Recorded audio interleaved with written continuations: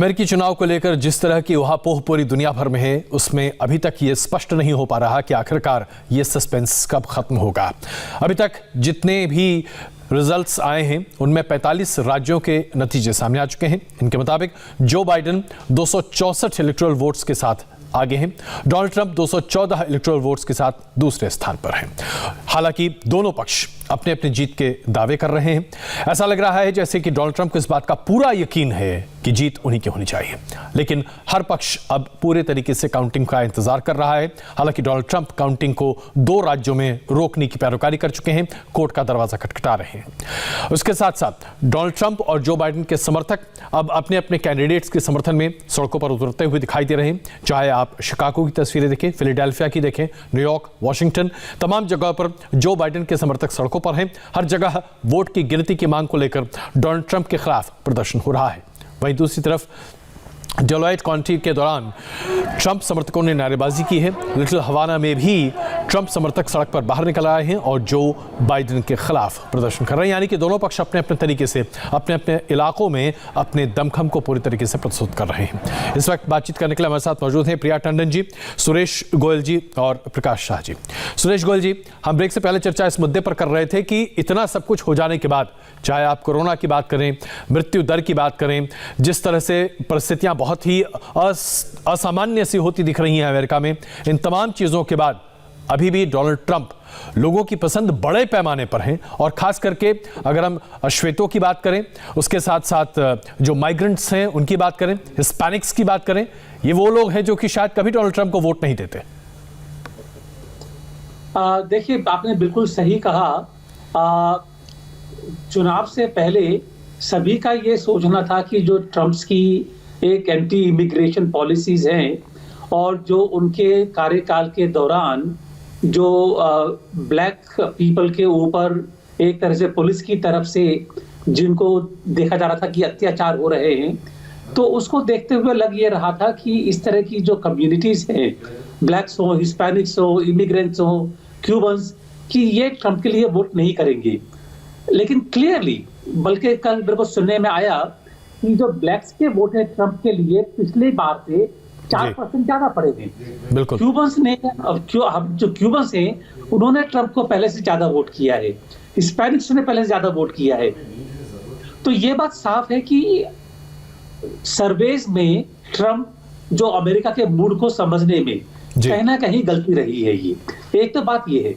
दूसरी बात ये है, मैं समझता हूं कि हम सब लोग भारत में हो या कहीं और भी हो, हम लोग सोच रहे थे कि अमेरिका में एक रिएक्शन होगा ट्रंप के खिलाफ, क्योंकि ट्रंप ने एक अमेरिका को जो आइसोलेशनिस्ट बना दिया है, नेशनलिस्ट बना करके, और इकोनॉमी जो खराब हुई है, पेंडेमिक है, ये सब देखते हुए कि वो लोग जो है ट्रंप के खिलाफ होंगे।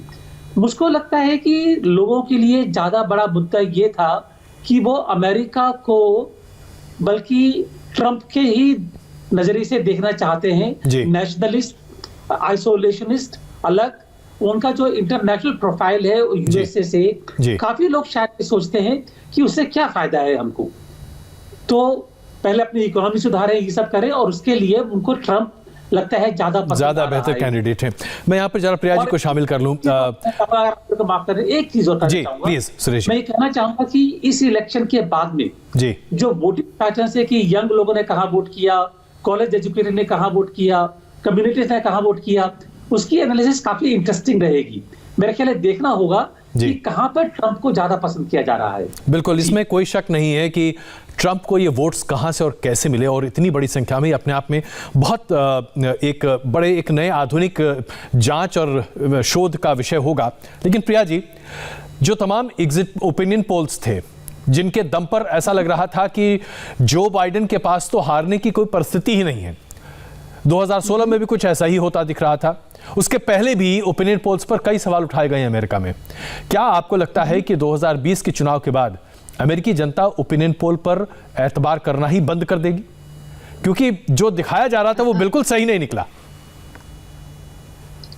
आप बिल्कुल ठीक कह रहे हैं कि ओपिनियन पोल को लेके यहाँ की जो मनस्थिति है कि वो अब लोग ट्रस्ट नहीं कर सकते उसको, उनको लगता है कि ओपिनियन पोल जो आ रहे हैं क्या ये बिल्कुल सही हैं या कि इसके पीछे कुछ और तो सिचुएशन नहीं है।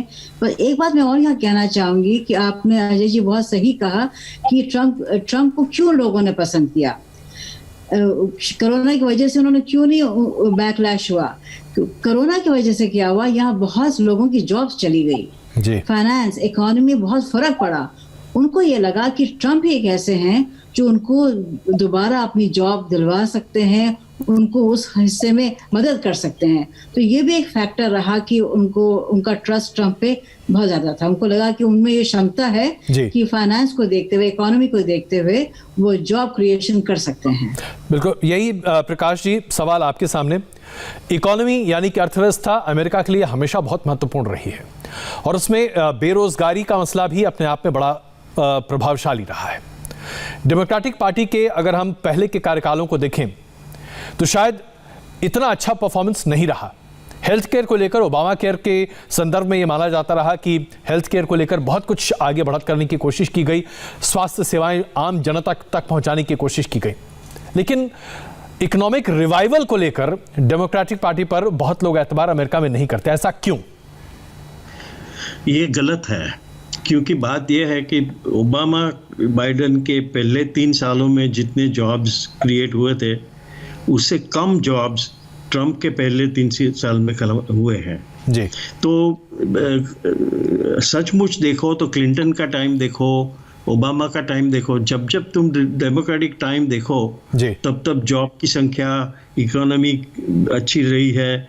और मगर फिर भी रिपब्लिकन जब भी आते हैं वो बड़ा टैक्स कट की बात करते हैं जी, और लोगों को ये दिलचस्प लगता है और उसकी वजह से लोग ये मानते हैं कि अच्छी इकोनॉमी रिपब्लिकन्स करते हैं। मगर अगर पूरा अच्छी तरह से एनालिसिस किया जाए तो आपको पता चलेगा कि डेमोक्रेटिक्स के टाइम पे इकोनॉमिक अच्छी रही थी, रिपब्लिकन्स के टाइम पे बड़ा प्रॉब्लम्स हुआ था। क्या, चलिए ये अपने अपने पर्सपेक्टिव की बात है, लेकिन अभी भी इस चुनाव में भी मेरे कई ऐसे मित्र हैं जो अमेरिका में हैं और जो रिपब्लिकन्स हैं उनका तो ऐसा मानना था कि भाई टैक्स बढ़ाना सबसे बड़ा जुल्म है क्योंकि आप इंसेंटिव टू अर्न हमसे छीन लेते हैं। आप सबका बहुत धन्यवाद इस चर्चा में शामिल हुए, आप हमसे आपने बातचीत की। इसमें कोई शक नहीं है कि अमेरिकी चुनाव अपने आप में बड़े दिलचस्प मोड़ पर है क्योंकि हम में से किसी को नहीं पता कि आगे क्या होने जा रहा है। ये एक ऐसी हॉलीवुड या बॉलीवुड की फिल्म है जिसका अंत अभी तक लिखा नहीं गया है, लेकिन क्या होगा ये हम आपको जरूर बताएंगे। बन रहिए हमारे साथ।